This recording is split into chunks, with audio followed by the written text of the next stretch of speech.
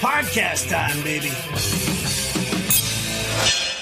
Featuring Sara Berkholtz, part 1.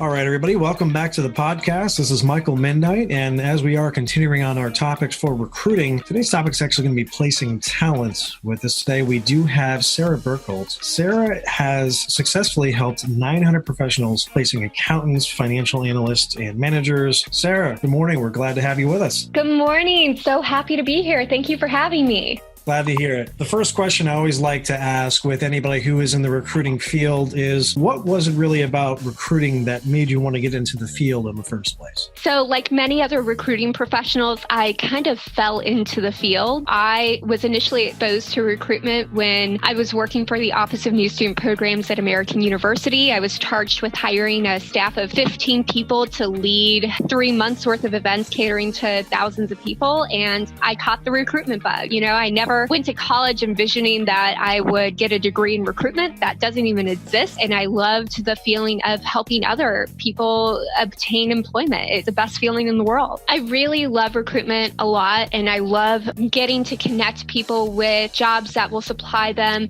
the fuel to reach their goals, whether it's their financial goals or their career goals, and helping them find the perfect match. That kind of joy you just can't replicate in any other career. Even just you explaining it sounds very motherly. Like you sound like a very motherly person that somebody would come to you and build them up and help them and really just point them in the right direction. Yeah, I try to take an approach with all my candidates that hopefully that's in alignment with the positions that I'm recruiting for. And if not, then I'm happy to still give them any advice on their resume or interviewing style to hopefully help them for other positions that might come their way. And I really do appreciate that. And I'm sure people who are looking for that type of assistance really would appreciate as well. You had a recent interview where you spoke at the Afghan embassy. You mentioned you'd seen over 20,000 resumes. I'm guessing that's probably the same amount of cover letters to go with it as well. You mentioned that there is no such thing as a perfect resume and that every resume is in progress. What tactics or formats have you found to be the most responsive and reactive for the candidate search? Oh, sure. Yes. In recruitment, there are really 2 formats of resumes, at least in the US. The first is a chronological resume, and the second is a functional resume. A chronological resume is one that you're most used to seeing. It goes from your work history from most recent to least recent, and it organizes your experience based on each position. Functional resume, however, is going to list all the different types of skills you have, whether it's customer service or administrative or accounting or finance, and it's going to list your prior experience under those functions.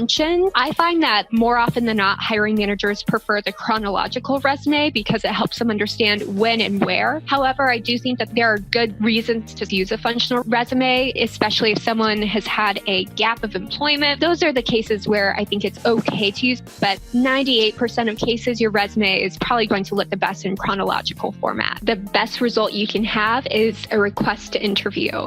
Part of me saying that no resume is perfect, and a hiring manager, when they are looking at a resume, they're looking at the resume through the lens of the position that they're hiring for. And you don't mention anything about your financial analyst. I don't care how good your resume looks, you're probably not getting called in for an interview. If you choose chronological or functional, but you don't have the skill sets that the position requires, the outcome will probably become the same. You can adjust the content to match the position by really highlighting the skills that are necessary to meet the position requirements. There are a lot of tactics that you can use to tailor your resume to each position that you're applying to.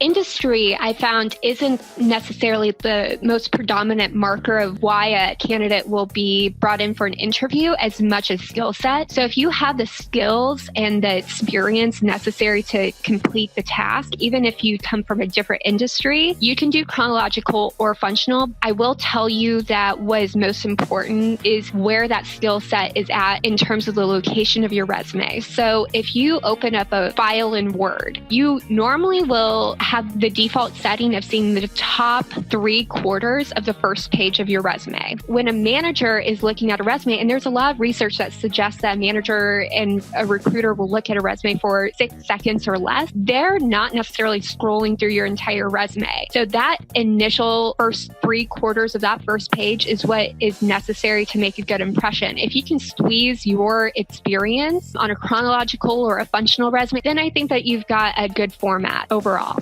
Awesome. Recently, I've heard a lot of recruiters trying to tailor down to a one-page type resume setup. Is that something that you're in favor of, or what's your thought process on that? There are always going to be exceptions to the rule. I think that, when you are applying to a position that requires 15 plus years of experience, you're going to need more than one page. I think that pretty much any professional can keep their resume between 1 to 2 pages. I find that resumes that exceed 3 pages, typically that top 3/4 of the first page is not being utilized effectively at all. And I find that people with really long, drawn-out resumes are not going to be called in for interviews as much as people with a shorter resume. So my rule of thumb is keep it to 1 to 2 pages. If you have less than 10 years of experience, 1 page is definitely sufficient.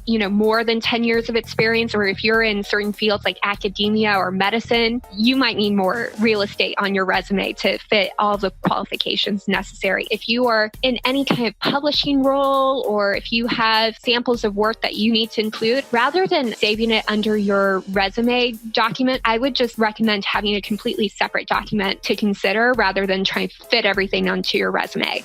As opposed to having supporting documentation of like a portfolio or some supporting metrics to show, you would say to actually separate these two as opposed to not just combining them all into one document. With your resume, you always want to incorporate accomplishments throughout the body of your resume. So rather than just saying that you performed financial analysis, you could say in that same bullet point in the same amount of space that you performed financial analysis for a $3 billion company managing a budget of $200,000, just an example. But if your resume is incorporating other factors that aren't relevant to your accomplishments, such as publications, the longest resumes I always see are those that are involved in international relations, academia, or medicine. And they're so long because they are including their published works and things like that. That is all really great stuff to showcase your expertise, but it doesn't need to be in the same file as the resume. Okay. Another good thing that actually has been brought up more and more is company culture. Is company culture itself, as you're working with candidates and placing talent, is that something that you really try to just explore with the company that you are seeking talent for? So company culture in the recruitment industry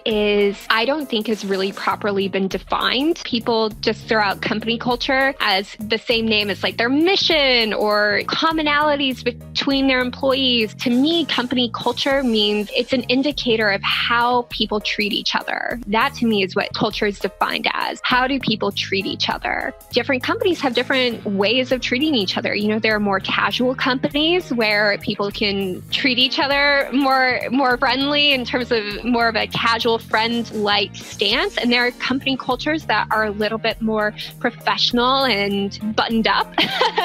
And in terms of finding talent, you want to find talent that will want to work in a place where they are comfortable being treated in that way. So if an employee is very buttoned up and uncomfortable in a casual environment, the likelihood that they're going to stay in that environment for very long is very low. And vice versa, if an employee is super casual and they're in a very buttoned up environment, how likely is it that they're going to last more than a year or so? And I think that goes in with retention, building a community where people treat each other on a mutual basis. A lot of people look at culture and they try and find people that are exactly like each other. And I think that's counterintuitive to company growth. If you have a company where everyone thinks and acts the same way, that is not conducive to growth. However, if you have people that are comfortable relating to each other in a certain way, but have different thoughts and opinions and backgrounds, that's where I think companies will best grow and profit from.